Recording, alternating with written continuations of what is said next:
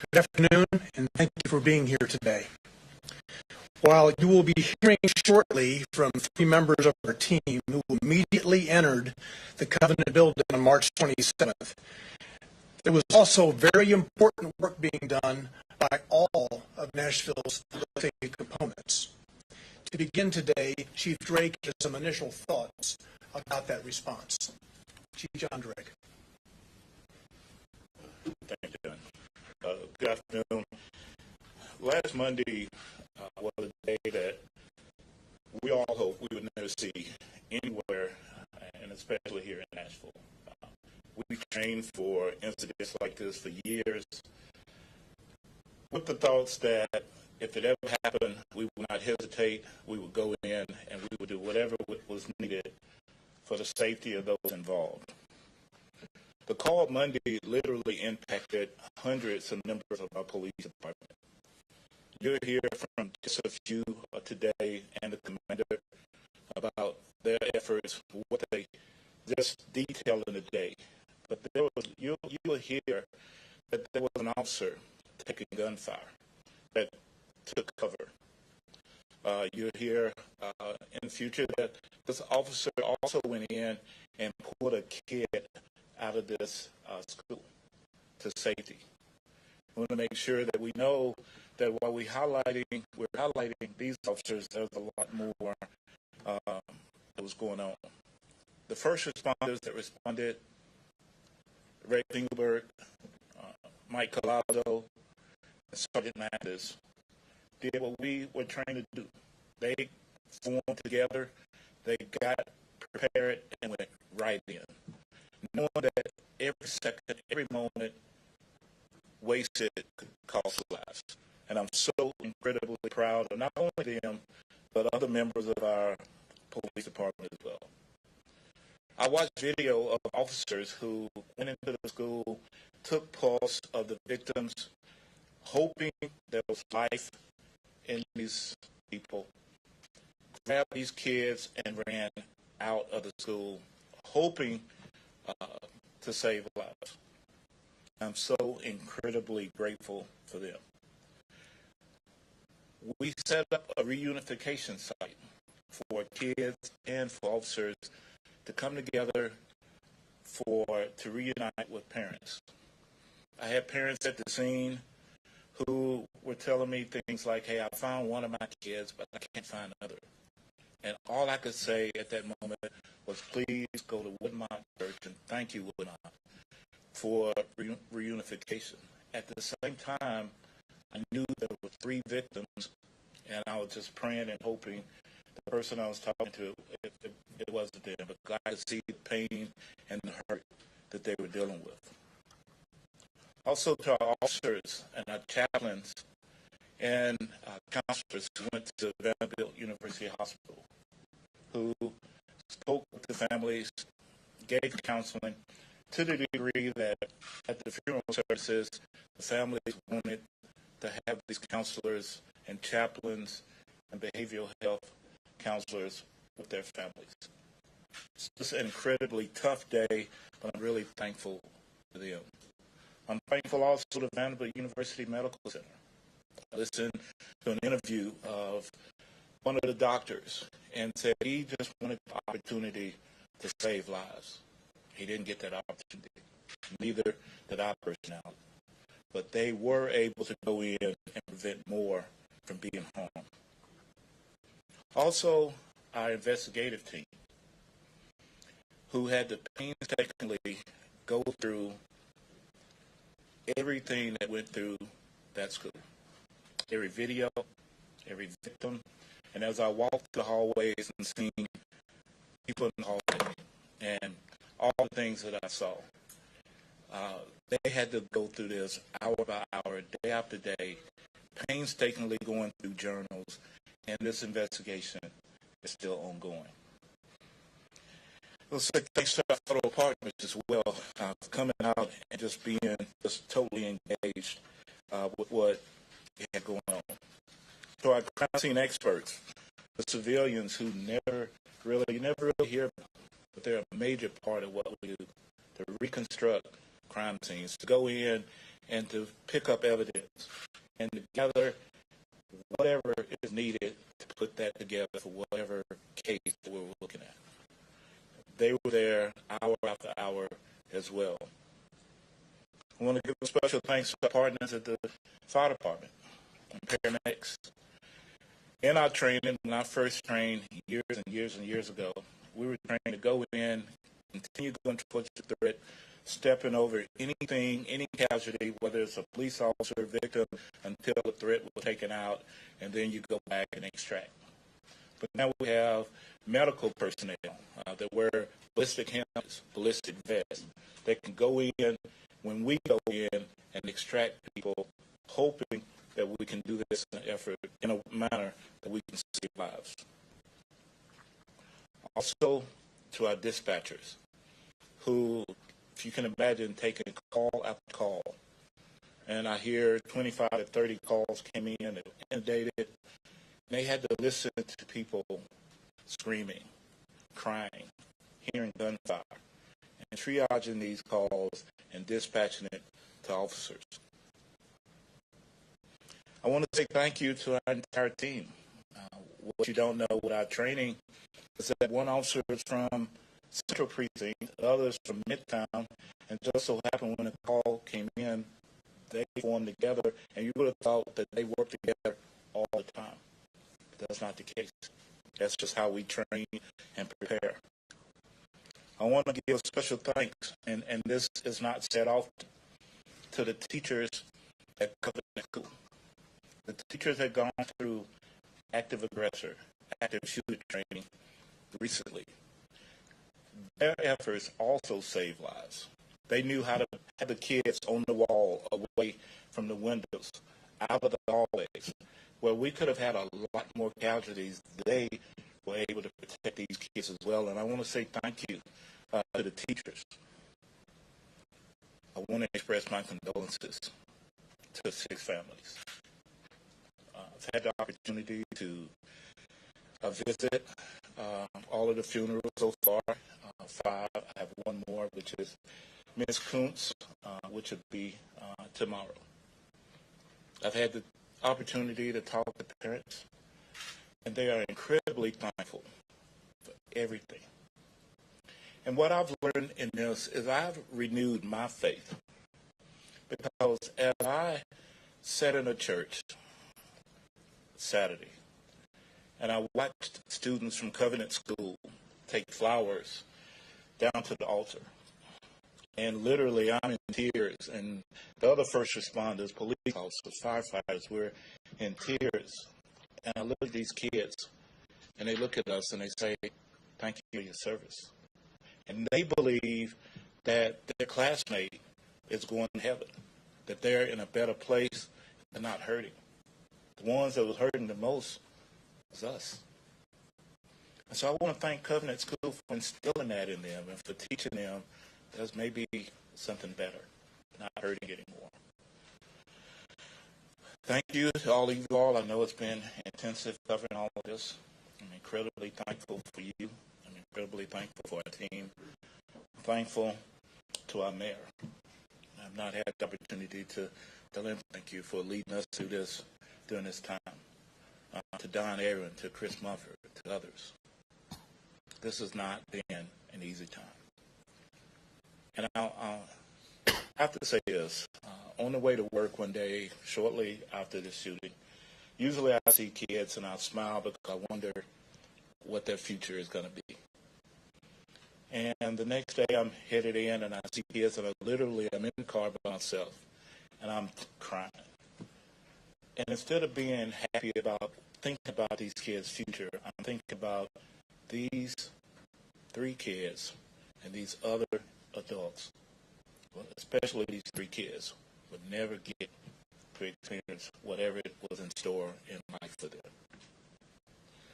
And I always say this to our men and women, no one ever said it would be easy, but they said it would be worth it. I'm totally proud of our men for what they did.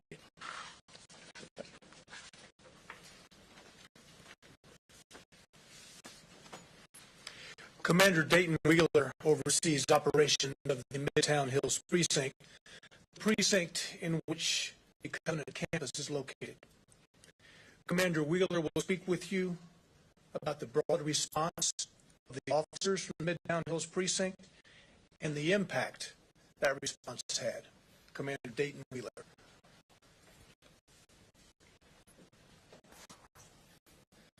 Good afternoon, everyone.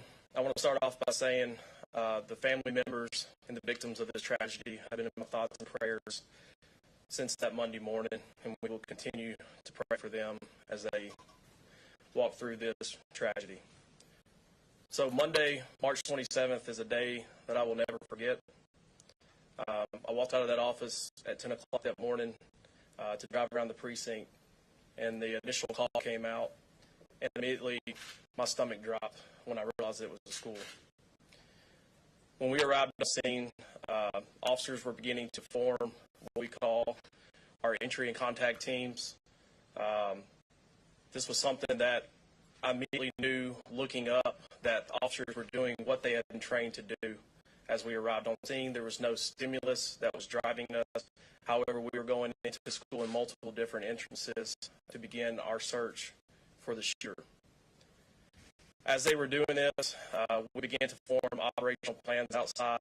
I was partnered with my counterpart from the fire department, setting up our ambulances in an effort to, once the shooter was eliminated, we would begin our rescue operations for any victims that were inside. At that time, we began to receive gunfire from the second floor window as officers were inside searching for that individual. Once that individual was neutralized, operations began with our rescue task force operations, as Chief Drake already alluded. This is part of our training that we go through on an annual basis, where we, and along with our fire department personnel, go in and again setting up rescue corridors so that we can move any type of victims or anyone in need medical care out from the school and out to our medical professionals to get them to the hospitals. I want to also say I'm very, very proud of the men and women of Midtown Precinct.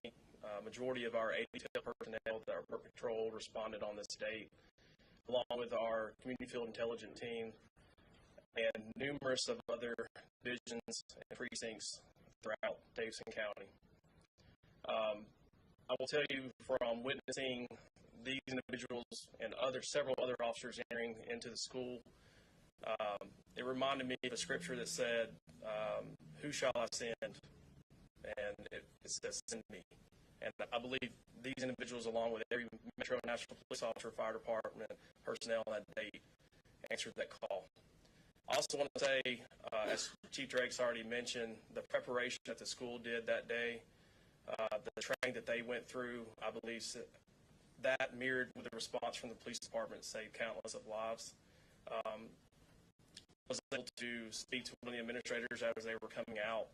She was able to help relay information to teachers and staff members that were still inside, which is a huge help with coordinating communication.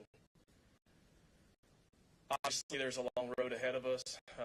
One of the biggest things that Chief Direct's push here is wellness, not only for our officers, but we know there's going to be a long road for the victims that are involved as well. But on that date, all I can say is that just very, very proud, very appreciative of the training that we've received. And like I've told many people before, you would have never known that Rex wasn't a part of the team that went in that day. It was a seamless effort going to the school and doing what they've been trained to do. So from everything from the reunification side, so once you have an incident like that, my primary responsibility was to start setting up staging locations, reunification site, media staging site, because when something like that occurs, there's hundreds of officers that are answering the call to come there.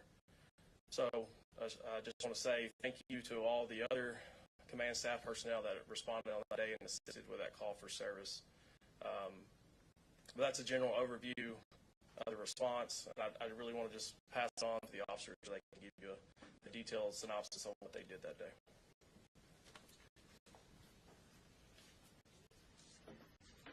Detective Sergeant Jeff Mathis is an 11-year veteran of this police department and is currently assigned to the Midtown Hills Precinct. Sergeant Mathis and 3 of the detectives from his unit were among the first to enter the Covenant building on the morning of March 27th. Sergeant Mathis will now relate to us what he saw and what he did. Sergeant Jeff Mathis. Good afternoon. My name is Detective Sergeant Mathis. I am the supervisor of Midtown Hills Community Field Intelligence Team. I'd like to start with my condolences to those families. I will never wear red and black again the same. That's going to be with me forever. My initial response to the incident, we were actually in our office. I was doing some storage organization for our office and different equipments. We at the police department have 1,000 codes, so 1, 2, 3, 4, up to 9. Those 1,000 codes indicate usually critical incidents that will require large amounts of response from police, fire, and medical. We received a 9,000 call, which is an active shooter. When the address went out, I knew exactly where it was based on my personal life. I do frequent that area, and I've always known that to be the church on the hill. As you go up Hillsborough Road, didn't know the exact address at the time, but now I know this school. My response, along with 3 of my detectives, was to run out the door. We donned our vests with bullet protection and drove to the school. Once I arrived at the school, I parked in front. When I got out of my vehicle, I retrieved my department-issued shotgun from the back. And while doing that, I overheard who I now know was Officer Engelbert saying, "I need 3," as you guys have seen in the video. To that point, I had never seen Rex in my life. He's not a man that I've ever seen in photo or ever met. He's a younger officer with 4 years on. I've been at South Precinct and the Midtown Precinct that I just have never had an instance to know this man. When we got there, unbeknownst to me, he had already unlocked the door.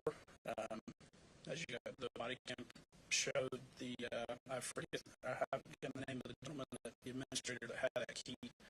But I'd like to thank him for what he did. He had your typical janitor's key ring with 1,000 keys to every door, and he had the very specific key to that door for us to go in. Myself, Officer Engelbert, and a Midtown detail officer went through that door. Officer Engelbert opened the door for me. Not knowing what I was walking into, I went through that door with purpose. I knew the gravity of the situation and what had occurred based on the call text, the amount of callers, and it was a serious incident.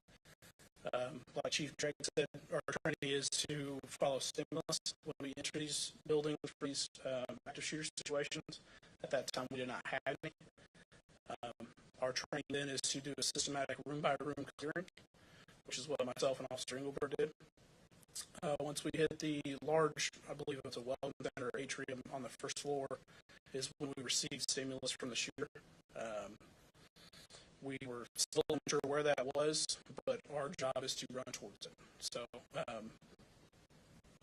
we went through a pair of double doors, and at that point, unbeknownst to me, because I was focused on those double doors, we went through Detective Colazo and others had responded and got up to us at that point.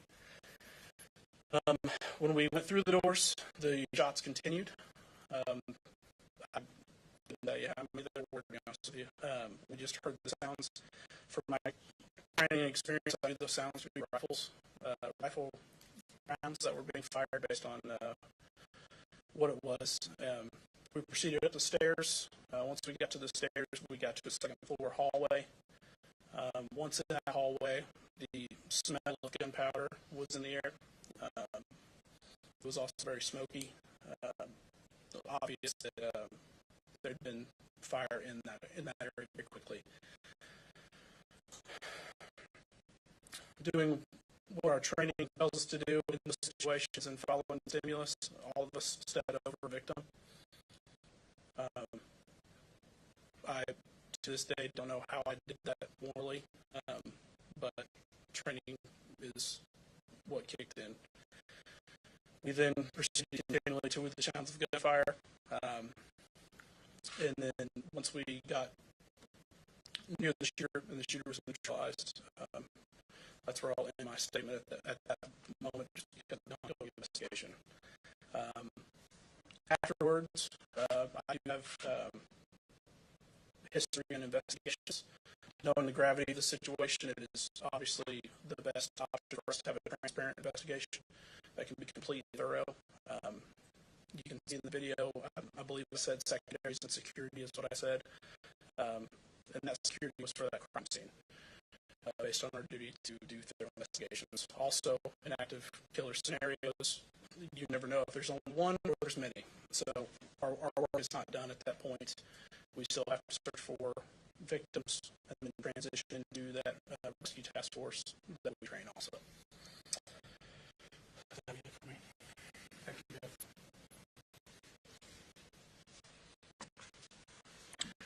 Officer Rex Engelbert is a 4-year veteran of this police department. He is assigned to the Central or Downtown Precinct, and as you have seen from his body camera footage, was among the first officers to enter the Covenant building. Officer Rex Engelbert.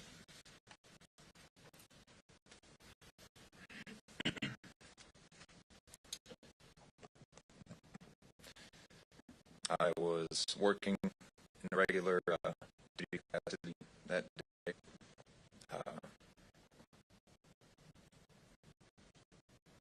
I want to start by obviously saying my deepest condolences to the family. The 6 lives lost on the 27th of this month.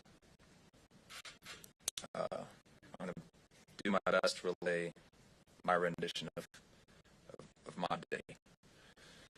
It was a regular work day for me. For some reason, I was feeling tired. I'm a proactive unit. I work for the Central B-Detail Bike Team. I guess I had finished my coffee and I wanted to complete some administrative tasks. So I wanted to go to the Metro Police Academy. I had some business to attend to there, and repair.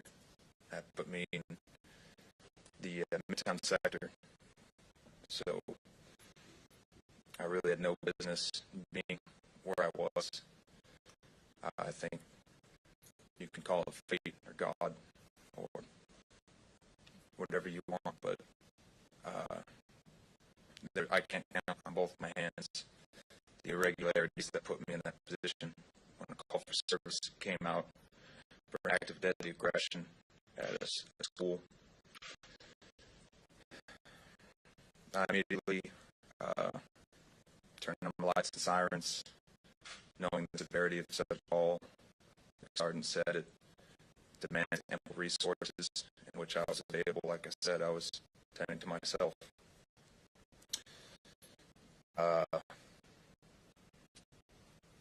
I've been to, I don't know how many false active deadly aggression calls. Something told me it was time to really get to this one. I treat them all the same, but I was driving as quick as I could get my body there. I don't know the area. I needed to put in GPS. When I arrived, I don't know the layout of the school. Luckily, due to the bravery of 2 staff members, they stayed on scene, they didn't run, and they gave me concise, clear information for me to use to help anyone in danger. Someone gave me, like he said, the exact key I needed to enter the building. It was readily apparent I wasn't going to make entry, and I've been given my training. I know my role, and I made entry with the personnel I had, and luckily I had some. I saw there were patrol units, and I asked for people to join me as I had a key. I was were there any other access points other than the one I had. As a sergeant said, I did not have stimulus at the time. I was intently listening, so we cleared the hallway we had, room by room, until we made it into the lobby. Like he says, I don't work with anyone that were there that day, so we had to use plain speak to understand each other's roles, what we had to do. When I did hear stimulus, I couldn't get too fast enough. I just looked for the inner staircase I could find, because I could tell it was above my head. Eventually, following the guidance of other officers, I luckily deployed my my rifle. Kept walking towards the gun, sounding fire. There was, like Sergeant said, some smoke in the air. It was very similar to training we received, the stress inoculus that our training academy exposed me to before this incident. I definitely wish I had also deployed my rifle caliber rated heavy plates when I found myself at the front of the stack, where I found the stimulus of the threat, the second floor of the school. Sergeant said work wasn't over. We didn't know if there was another threat. Immediately took teammates I had not used to working with, clearing rooms, escorting children, teachers along. There were more personnel and resources at this point. I was able to guide them out, basically similar to the way I had came in, and try coordinating best with the supervisors and fire personnel until I was relieved of duty on that scene. I was told to sit in my car. That was pretty difficult, because I could tell there was more work to be done. And that's about the day that I had on the 27th. Thank you, Rex. Detective Mike Colazzo is a 9-year veteran of this police department, and he is assigned to the same unit as Sergeant Mathis. In fact, he works for Sergeant Mathis. Sergeant Mathis is his supervisor. Detective Mike Colazzo.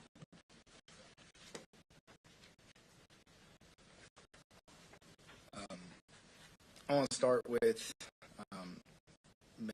making sure the families know that we're thinking about them. I know a lot of people have reached out to myself, Officer Rex, Sergeant Mathis, our teammates as well.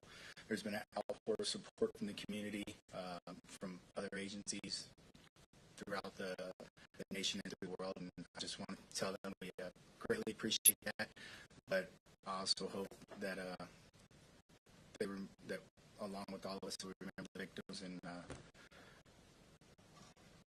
about that day in question, like Sergeant Mathis had stated, we had just started our shift, and we were at the office.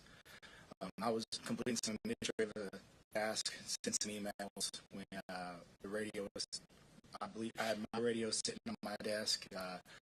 One of our partners, Detective Wagner, he sits to the left of me. I believe his radio was there.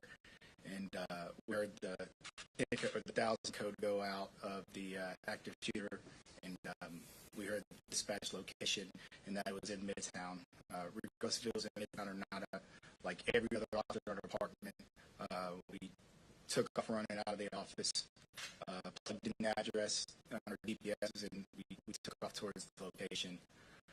As we were on our way to the school itself, our dispatch was doing a phenomenal job. They were giving us as much update as they could. They told us that the individual had entered into the school. They were actively shooting, gave us a description, and they were receiving this information from the individuals that were on scene. When I arrived on scene, another officer had already arrived on scene. To this day, I still don't know who that officer is. There's hundreds of officers that responded. But I've learned that officer had arrived on the other side of the school. I came off of Harlan Pike and entered coming up the hill towards the school.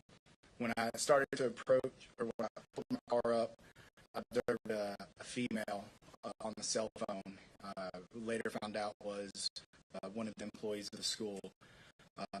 The female was pointing to the left, so I ended up pulling my vehicle towards the left. I ran into another individual, a male that was outside.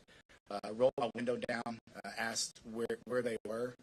That individual, who I later learned was also an employee of the school, told me that they were around the side, and I asked where. At that point, without hesitation, the employee took off running towards the door that was later learned to be where the shooter had entered. He took off running and telling me to follow him, which helped out tremendously. So I stayed in my vehicle and drove that direction. He was kind of hugging around the vehicles that were parked outside because, like they said, we didn't know who the shooter was. He just knew that the shooter had entered into this door right at the entrance. So he said when he got closer to the door, he told me that they had entered right there. So I ended up parking my vehicle, ST, and I noticed that all the glass to that door had been shot out. Saw shell casings on the ground, bullet holes on the door. So I immediately made entry. As I made entry into the school, I saw an individual that I believe has been identified as the janitor. He was laid out on the ground, not moving. I relayed that information to the overall radio to dispatch that I had made entry and that I had an individual that was down. Still didn't have a stimulus. Shooter wasn't shooting at that point. So started just like Officer Rex, Sergeant Max, and every other officer that had gotten there. Started clearing rooms as fast as possible, trying to find where the shooter was. I was on the first floor. I had cleared part of the first floor and along with the gymnasium when I somehow made my way towards the door that led me back outside. That's where I made contact with one of our teammates, Detective Wagner, and two patrol officers. At that point, we were told that the shooter was possibly on the second floor. So at that point, that's when on the body cam you see where we ended up going up the stairwell and made our way to a locked door. At the time, I was upset that we just hit a locked door, but now, looking back, I'm thankful we hit a locked door because that was the school doing what they've been trained to do. The door was locked, so knowing we didn't have a way of getting in, and hearing on the radio that Officer Rex and Sergeant Mathis had a team and that they were making entry, the decision was made that we'd push back out and link back with or try to link up with those officers that were making entry on another side. We ended up cutting through the gymnasium that, like I said, we had already previously had gone through. By that point, Detective Plesey had linked up with us along with Detective Cagle, who both were on the same team. When we came in the hallway, that's when you could see our hallway. Sergeant Mathis was standing watching a hallway, and later learned Officer Rex and some others had gone to the right and were clearing rooms. We ran down that hallway, knowing that they were already ahead of us. It was legal rooms had been cleared, so we linked up with Sergeant Mathis. I told Sergeant Mathis we were with him, and we continued systematically clearing the rooms we came upon. At some point around that time frame is when we started getting the first shots. Once we started getting the first shots, that's when everything kind of kicked into overdrive for us.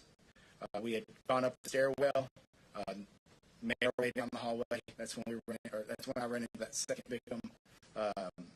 lay down on the ground. He had to push past the victim because we continue to hear more shots being fired. Like Sergeant Mathis stated, it was very distinctive. You could clearly tell that there were rifle rounds being fired. We came upon a key intersection. Sergeant Mathis was on one side and I was on the other side. We didn't know if the shooter was still left or right. It was, smoke was everywhere. The fire alarm was going off. It was somewhere right around that point we heard another shot, and so it told us that the shooter was to our right. That's when I made the call that the shooter was right, and we pushed right and continued down that hallway. Officer Rex had called up to us. I noticed that Officer Rex had a rifle with a LPDO on it. Not knowing where the shooter was in the distance that we possibly encountered with the shooter, asked Officer Rex to push forward for us, which he did without hesitation. We continued down that path until we encountered the shooter. Once the situation was ended with the shooter, like Sergeant Mathis and I stated, our job wasn't done. We knew that there were victims. We had to pass those victims. So I immediately switched gears, left that scene, and ran the route that we had just taken back outside. Other officers had responded, and they were making entry on different rooms. It had been broadcasted that the shooter had been taken down, and I think it clicked for every officer that was on scene. At that point, it was time to start trying to render aid to victims and start evacuating the school. So we implemented our rescue task force protocol. I ended up coming out of a separate door that we had not made entry into. Linked up with one of the detail supervisors that was outside with the commander, and coordinated with the sergeant on where everything had taken place to have officers start responding in with us. I remained there for a while until more officers got on scene. And when I felt like enough officers were on scene, commander had stepped up and advised us to step back and go to our vehicles. That was pretty much, at that point I was done with the scene. I wanted to help. I know Officer Rex wanted to help. I know Sergeant Mathis wanted to help and continue to do what we could, but at that point, enough of our co-workers were there, and they were handling it for us. So we were able to step aside. That's when I was able to call my wife and tell her I was okay, advise her of everything, and that, yeah. Really quick, I know we have some questions of these officers. I want to say something. These officers immediately went in, and if you notice, you saw one officer had on a helmet, and that was totally great and the right thing to do. But then you saw other officers who didn't take the time to even put on ballistic helmets. They were so in tune to trying to get in and take this threat down that they didn't think about their own safety. You can see Detective Collazo and Rex and this going on, and it really, in these situations, could have ended really bad for our personnel too. And I just wanted to add that we had so many personnel that was running in that didn't think about ballistic vests, that didn't think about ballistic helmets. They just wanted to save kids. And I just wanted to add that for you guys' questions of the officers. I'm incredibly thankful and grateful for their efforts. Thank you, Chief, and thank you, gentlemen. I know this was not easy to do this for the first time ever today.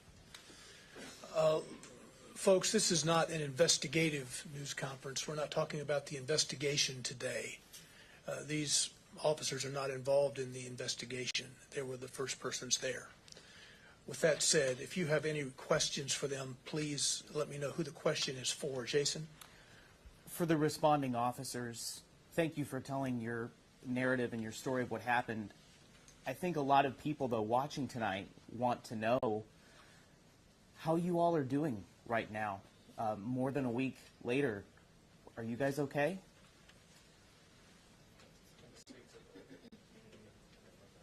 Okay.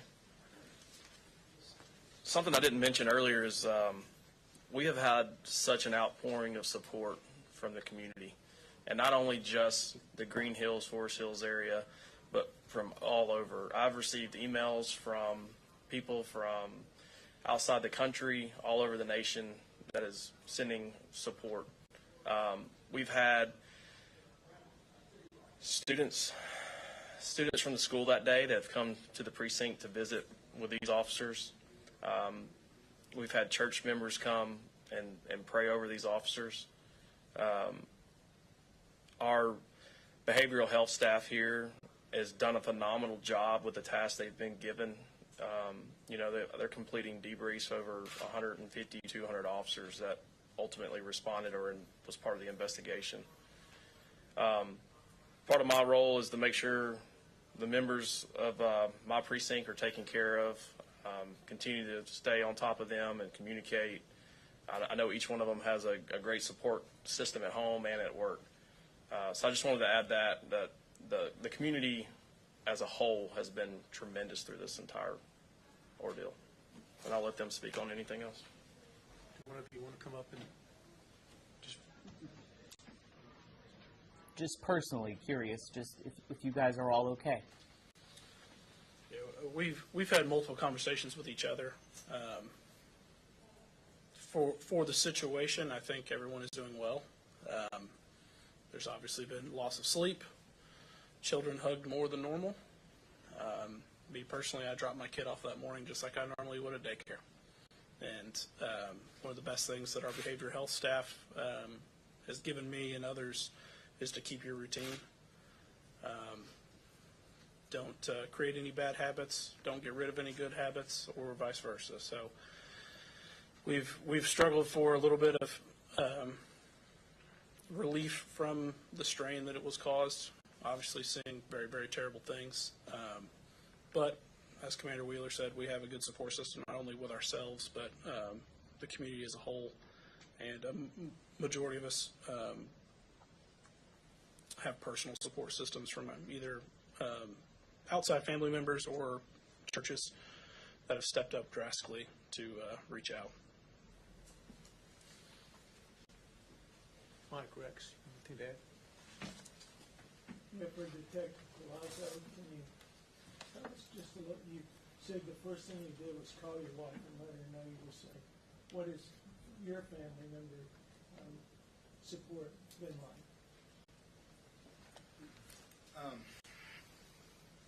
So I can tell you that just like every other officer that was out there, it's not just us. My wife's going through this. My family's going through this. Officer Rex's fiance is going through this. Sergeant Mathis's wife's going through all this. And it's tough, but our department's done a phenomenal job. Our support doesn't just go towards the officers, it goes to the family. So we're working on that, setting up interviews for our family members to go through, talk to counselors, talk to the chaplain, and it helps. A lot of the community that's reached out has actually talked about our families and that they're praying for our families and they're thinking about our families, and it goes a long way for us. One or two more questions. Here first. I know that at least one of you is a father, and I'm wondering how you explain to your children not only what happened that day, but also your role that day.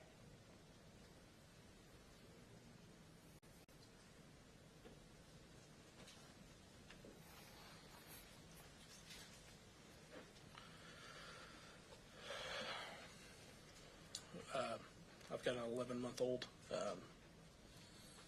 Obviously, it's difficult. I will have this conversation with him when he is old enough and ready.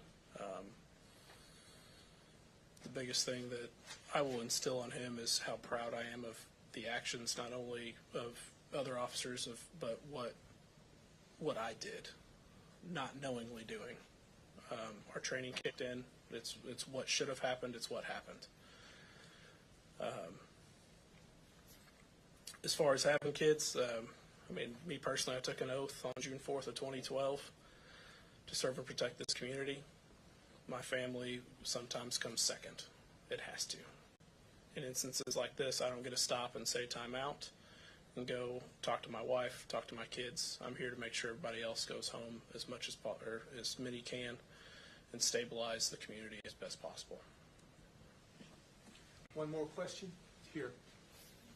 Did you guys take gunfire when you went to the hallway and then finally saw the shooter? When you heard the shots from the right, were shots coming at you before you fired? And then have you guys, either of you, ever fired your round, your service rifle or your service pistol prior to that? That's going directly to the officer involved shooting that they can't address at this point. Okay. I'll take one more. Yes, ma'am. I think this is for Chief Drake. And I know you can't talk about the investigation, but was there, because of their training, were they able to avoid blue on blue? Yes. Our training is very, we do stress inoculated training.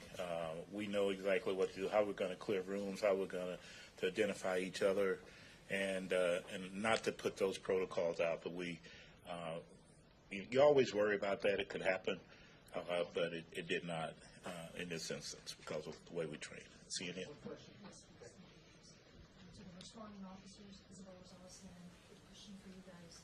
Was there ever a moment where the response in Uvalde, or the lack thereof, ever crossed your mind when you guys were in that building?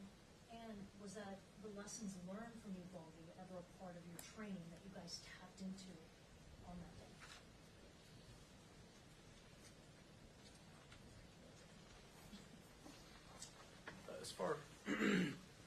As far as Uvalde goes, that would never cross my mind.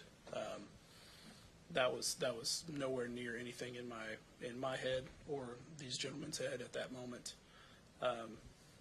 I've been getting the same training that I deployed since 2012.